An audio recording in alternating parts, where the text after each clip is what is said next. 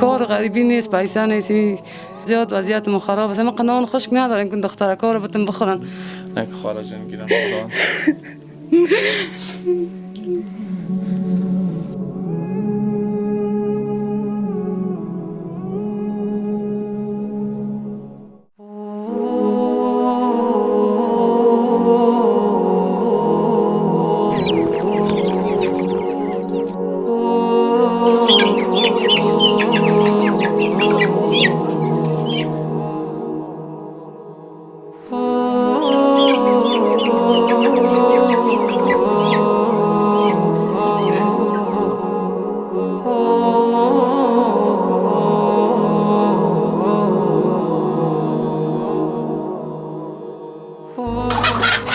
ماش قول ما سودا مرغ نکنیم، تخمش سودا میگیم دانه دلفه.